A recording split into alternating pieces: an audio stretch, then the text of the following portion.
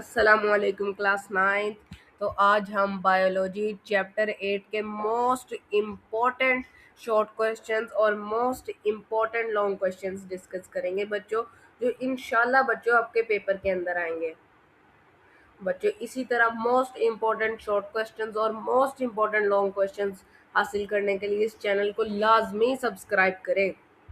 बच्चों देख लेते हैं पहला शॉर्ट क्वेश्चन क्या है। Define photosynthesis plus rights it's equation. दूसरा देख लेते हैं बच्चों, what is lactic acid fermentation. अगला देख लेते हैं बच्चों, डिफाइन एटीपी। चौथा देख लेते हैं बच्चों, who discovered dark reaction and also draw its cycle. पांचवा देख लेते हैं, calculate how many numbers of ATP are reduced by aerobic oxidation. तो बच्चों पहले शॉर्ट क्वेश्चन का आंसर देख लेते हैं। पहला था डिफाइन फोटोसिंथेसिस, ये फोटोसिंथेसिस की डेफिनेशन है, इसको पढ़ लेते हैं। Photosynthesis is the synthesis of glucose from water, carbon dioxide in the process of light and chlorophyll and oxygen as by product. क्या कह रहे हैं बच्चों, जो फोटोसिंथेसिस होती है वो सिंथेसिस ऑफ ग्लूकोज होती है, यानी ग्लूकोज के बनाने के अमल को कहते हैं। अब ग्लूकोज ने भी तो बच्चों किसी चीज से बनना है ना, किसी मटेरियल से बनना है। किस मटेरियल से बनना है? Water, carbon dioxide. वाटर और कार्बन डाइऑक्साइड को मिलाने से क्या बनेगा बच्चों? ग्लूकोज। अब देखें, ये तो नॉर्मल रिएक्शन भी इसे कह सकते हैं, इसे स्पेशल फोटोसिंथेसिस का नाम क्यों दिया है? इसलिए क्योंकि बच्चों ये सिर्फ लाइट की प्रेजेंस के अंदर होता है। किसकी प्रेजेंस के अंदर बच्चों? लाइट की प्रेजेंस के अंदर। देख लेते हैं बच्चों इसका इक्वेशन। फोटॉन्स, फोटॉन्स बच्चों लाइट को कहते हैं फोटॉन्स। परेशान नहीं होना बच्चों, सिंपल लैंग्वेज में फोटॉन्स लाइट को कहते हैं। कुछ बच्चे बच्चों परेशान हो जाते हैं कि मुश्किल लफ्ज आ गया है। जैसे अब आप मेरा पिछला लेक्चर जाके देखें, उनके अंदर अल्कलाइन का लफ्ज आया था, लेकिन मैंने उसे बहुत सिंपल तरीके से समझाया। खोल के देखें भी उसे। चलिए अगला देख लेते हैं बच्चों, 6CO2। 6CO2 क्या होता है बच्चों? कार्बन डाइऑक्साइड को CO2 कहते हैं। आगे क्या है? 12H2O। आगे क्या है बच्चों? 12H2O। H2O किसको कहते हैं बच्चों? वाटर को। गिव्स, बच्चों की जो एरो है ना, इसको गिव्स पढ़ते हैं। क्या पढ़ते हैं? गिव्स। C6H12O6। C6H12O6 का मतलब है बच्चों ग्लूकोज। 6O2, O2 का बच्चों मतलब होता है ऑक्सीजन, और 6H2O। H2O का मतलब तो बच्चों मैंने आपको ऑलरेडी बता दिया, वाटर। तो फोटोसिंथेसिस क्या होता है? लाइट की मौजूदगी में ग्लूकोज के बनने को क्या कहते हैं बच्चों? फोटोसिंथेसिस। आगे देख लेते हैं। आगे तो क्या, what is lactic acid fermentation. अगला सवाल का आंसर देख लेते हैं। During anaerobic respiration in skeletal muscles and animals the molecules of पार्विक acid is converted into lactic acid. क्या कह रहा है बच्चों? एनारोबिक रेस्पिरेशन के दौरान बच्चों देखें, अब cellular respiration, anaerobic respiration, aerobic respiration बच्चों को नहीं पता होंगी। बच्चों लेक्चर नंबर 3 खोलें, उसके अंदर मैंने बहुत तफसील से समझाया है एरोबिक और एनारोबिक रेस्पिरेशन। बच्चों बल्कि ये रहने दे, पिछला लेक्चर नंबर 6 ही पढ़ लें बच्चों, उसमें भी मैंने इतनी तफसील से समझाया है। बहरहाल मैं इतना बता देता हूँ कि जिसमें ऑक्सीजन नहीं होती उसको क्या कहते हैं? एनारोबिक। अभी बेसिक बता रहा हूँ बच्चों, अगर तफसील से समझना है पिछले लेक्चर पढ़ के आए पहले। क्या कह रहे हैं बच्चों? Anaerobic respiration. एनारोबिक रेस्पिरेशन के दौरान बच्चों जो पायरविक एसिड का मॉलिक्यूल होता है ना, वो लैक्टिक एसिड के अंदर कन्वर्ट होता है। पायरविक एसिड का मॉलिक्यूल लैक्टिक एसिड के अंदर कन्वर्ट होता है। किस जगह पर? स्केलेटल मसल्स के अंदर। किसके अंदर? स्केलेटल मसल्स के अंदर। This anaerobic respiration of pyruvic acid is called lactic acid fermentation। बच्चों ये जो anaerobic respiration होती है ना, यानी कि पायरविक एसिड का लैक्टिक एसिड के अंदर तब्दील होना। पायरविक एसिड का बच्चों लैक्टिक एसिड के अंदर तब्दील होना, क्योंकि बच्चों पायरविक एसिड अल्कोहल के अंदर भी तब्दील होता है और ग्लूकोज के अंदर भी तब्दील होता है। इसलिए बच्चों जब पायरविक एसिड लैक्टिक एसिड के अंदर तब्दील हो जाएगा ना एनएरोबिक रेस्पिरेशन के दौरान, क्योंकि बच्चों फर्मेंटेशन एनारोबिक रेस्पिरेशन ही होती है, तो उसको बच्चों हम लैक्टिक एसिड फर्मेंटेशन कहेंगे। आगे अगला देख लेते हैं। अगला क्या था बच्चों? अगला पहले सवाल पढ़ाते हैं। Define ATP. एटीपी था बच्चों, देख लेते हैं आगे। The cell use an energy currency for their metabolic processes. क्या कह रहे हैं बच्चों? मेटाबॉलिक प्रोसेस के लिए। देखिए बच्चों, अब आपको मेटाबॉलिक का भी मतलब नहीं समझ आ रहा होगा, क्योंकि बच्चों अपने लेक्चर नंबर 7 नहीं देखा। लेक्चर नंबर 7 को देखें, उसके अंदर मेटाबॉलिज्म को मैंने बच्चों बहुत तफसील से समझाया है, उसको जाके देख के आए। मेटाबॉलिक प्रोसेस के लिए बच्चों सेल्स को एक एनर्जी चाहिए होती है, यानी हर काम के लिए एनर्जी चाहिए होती है ना, एनर्जी चाहिए होती है। तो वो एनर्जी कहाँ से आएगी? This currency is a nucleotide. बच्चों की जो एनर्जी है ना, यानी एनर्जी करेंसी, ये जो एनर्जी है बच्चों, ये एक न्यूक्लियोटाइड की शक्ल में स्टोर होती है। उसका क्या नाम है? Adenosine triphosphate. उस न्यूक्लियोटाइड को हम क्या कहते हैं? Adenosine triphosphate.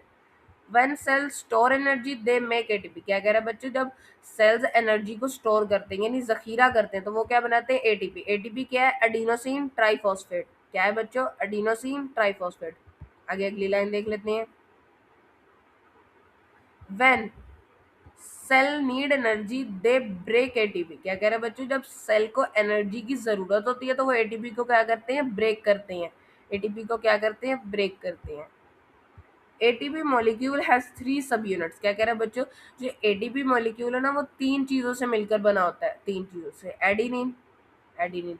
ये देखिए बच्चों, अब आपको एडिनिन नहीं पता होगा क्या है। लेक्चर नंबर बच्चों 6 खोले, जिसके अंदर मैंने चैप्टर 6 आरएनए और डीएनए बताया। उसके अंदर बच्चों मैंने आपको एडिनिन भी इतनी तफसील से समझाया कि आपको मजा आ जाएगा बच्चों उधर से पढ़ के। मतलब पुराने लेक्चर पढ़ के आए।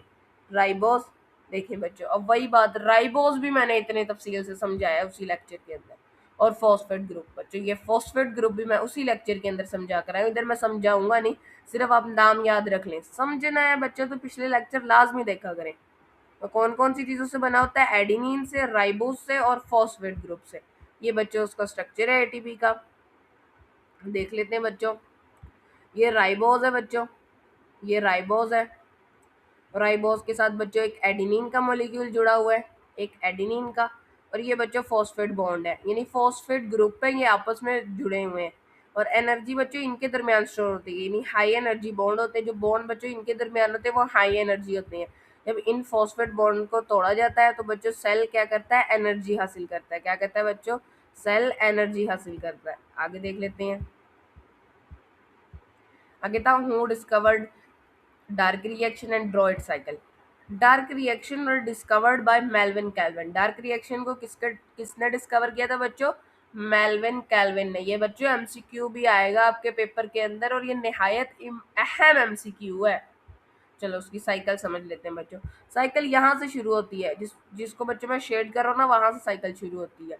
क्या लिखा है इधर? 3 मॉलिक्यूल्स ऑफ 5 कार्बन कंपाउंड। अब ये मैं आपको समझाता हूँ क्या बात क्या रहा है। 3 मॉलिक्यूल्स ऑफ 5 कार्बन कंपाउंड।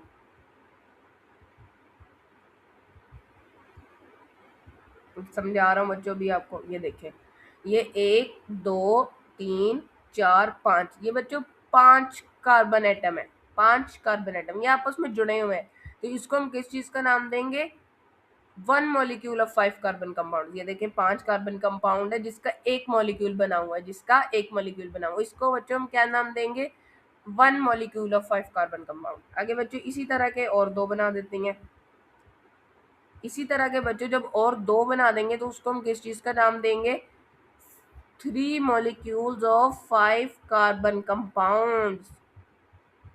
ठीक है बच्चों, अब आगे देख लेते हैं। उसके अंदर बच्चों आपने क्या ऐड किया है? 3 CO2। 3 CO2 ऐड किया, तो उससे क्या बन गया? 3 मॉलिक्यूल्स ऑफ 6 कार्बन कंपाउंड। क्या बन गया? 3 मॉलिक्यूल ऑफ 6 कार्बन कंपाउंड। ये भी मैं आपको समझा देता हूँ।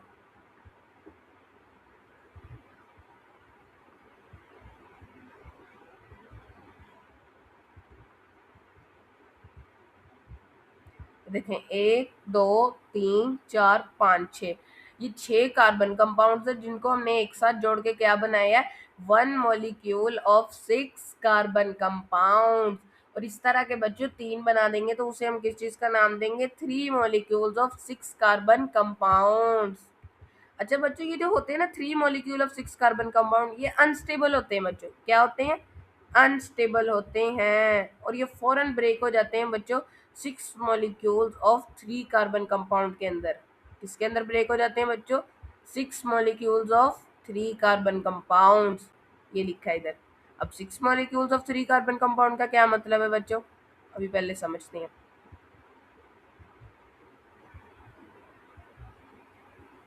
ये देखें बच्चों, 1 2 3, ये 3 है बच्चों। तो इसको हम किस चीज का नाम देंगे, one molecule of three carbon compound, यानी थ्री कार्बन कंपाउंड जुड़ के क्या बना रहे हैं बच्चों, वन मॉलिक्यूल बना रहे हैं। थ्री कार्बन कंपाउंड जुड़ के क्या बना रहे हैं बच्चों, वन मॉलिक्यूल बना रहे हैं। इस तरह के जब 6 हो जाएंगे ना, तो हम उन्हें किस चीज का नाम देंगे, 6 molecules of three carbon compounds.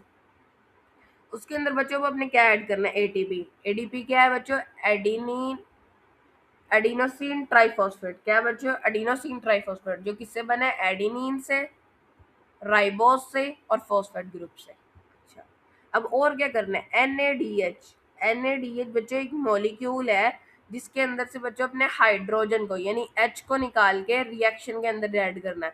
फिर उससे क्या बनेगा, 6 molecules of three carbon carbohydrates.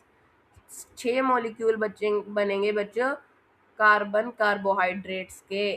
फिर उससे क्या बनेगा बच्चों, मतलब बच्चों कुछ ऑब्टेन तो करेंगे ना इस साइकिल से, कुछ ऑब्टेन तो करेंगे इस साइकिल से। तो क्या ऑब्टेन होगा हमें बच्चों, ग्लूकोज। क्या ऑब्टेन होगा इससे, ग्लूकोज। ग्लूकोज क्या होता है, C6H12O6। तो फिर बच्चों ग्लूकोज निकालने के बाद ये बन जाएगा 3 मॉलिक्यूल्स ऑफ 5 कार्बन कार्बोहाइड्रेट्स। पहले क्या था बच्चों, 6 मॉलिक्यूल, अब कितना रह गया, 3 मॉलिक्यूल्स। अब इसमें बच्चों एटीपी डालेंगे हम। क्या डालेंगे बच्चों, एटीपी।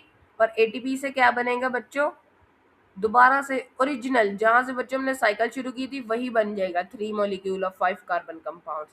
अब बच्चों इसको डार्क रिएक्शन क्यों कहते हैं, इसको डार्क रिएक्शन इसलिए कहते हैं बच्चों क्योंकि ये स्ट्रोमा में होता है, क्लोरोप्लास्ट के, क्लोरोप्लास्ट के बच्चों स्ट्रोमा के अंदर होता है।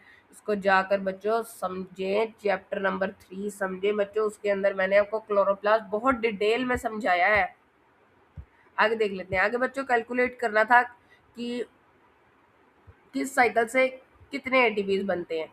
बच्चों ये वही बात, ये याद रखने वाली बात है, मतलब इसको समझा नहीं जा सकता। मतलब मैं आपको गाइड तो करूंगा लेकिन बरहल मेन याद करने वाली बात है। चले आ जाए देख लेते हैं। ग्लूकोज, पहले ग्लूकोज मॉलिक्यूल होता है बच्चों, उसको हम किस में तोड़ते हैं, पायरविक एसिड के मॉलिक्यूल में। तो इसके दौरान कितने एटीपीज रिलीज होते हैं, 2 एटीपीज और 2 NADH, जो बच्चों किसके बराबर होते हैं, 4 एटीपीज के बराबर होते हैं। उसके बाद बच्चों एक साइकिल होती है क्रेब्स साइकिल। क्रेब्स साइकिल किधर होती है बच्चों, क्रेब्स साइकिल बच्चों होती है मैट्रिक्स ऑफ माइटोकॉन्ड्रिया, माइटोकॉन्ड्रिया के बच्चों मैट्रिक्स में। तो उसके दौरान क्या बनता है बच्चों, एक एटीपी, 6 NADH, जो बच्चों 18 एटीपीज के बराबर होते हैं। किसके बराबर होते हैं, 18 एटीपीज के बराबर। और उसके दौरान क्या निकलता है, 2 FADH। क्या निकलता है, 2 FADH, जो बच्चों 4 एटीपीज के बराबर होता है। तो बच्चों किसके बराबर होता है, 4 एटीपीज के। अच्छा, अब जो क्रेब साइकिल है उससे NADH हासिल होता है, जिसको बच्चों अब NAD के अंदर तोड़ते हैं। उससे क्या मिलता है बच्चों, 3 एटीपीज। क्या मिलता है बच्चों, 3 एटीपीज। फिर उसमें जो FADH2 होता है उसको भी FAD के अंदर तोड़ा जाता है, जिससे भी क्या निकलता है बच्चों, 2 एटीपीज। और टोटल एटीपीज कितने हो जाते हैं, 36 एटीपीज। ये बच्चों एरोबिक साइकिल है, एरोबिक साइकिल की एटीपी लिस्ट है। एरोबिक साइकिल के टोटल एटीपी जितने ऑब्टेन होते हैं ये वो है। अब एरोबिक साइकिल कौन सी होती है, जिसके अंदर बच्चों ऑक्सीजन इस्तेमाल होती है। ये थे बच्चों सबसे ज्यादा इंपॉर्टेंट लॉन्ग और सबसे ज्यादा important short questions. I hope बच्चों आपको समझ आई होगी। और इसी तरह मोस्ट इम्पॉर्टेंट शॉर्ट क्वेश्चंस और मोस्ट इम्पॉर्टेंट लॉन्ग क्वेश्चंस हासिल करने के लिए इस चैनल को लाजमी सब्सक्राइब करें। अल्लाह